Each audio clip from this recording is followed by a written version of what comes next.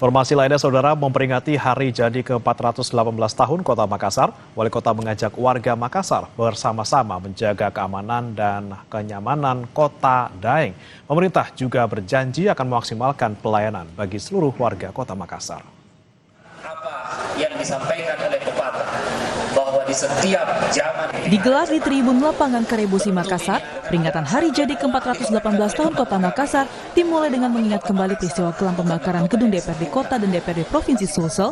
Peristiwa yang diawali demonstrasi itu menelan korban jiwa dan menjadi pengingat bagi pemerintah dan warga Kota Makassar. Hari jadi ke-418 mengambil tema merajut harmoni, membangun kebersamaan. Tema ini dipilih sebagai refleksi berbagai peristiwa yang terjadi di Kota Makassar.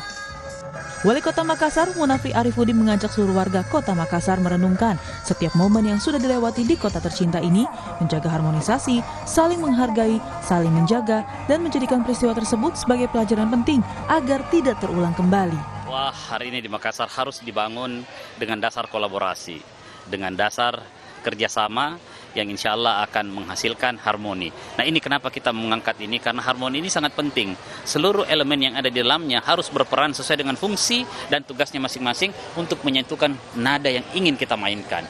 Inilah bentuk harmoni yang kita harapkan.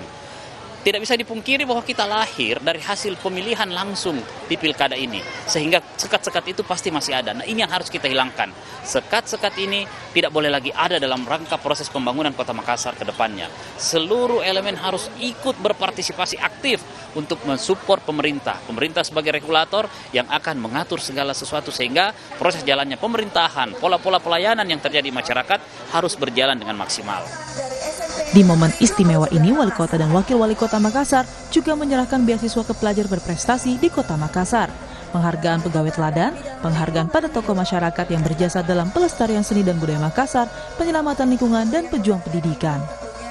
Mila Rustam, Kompas TV Makassar, Sulawesi Selatan.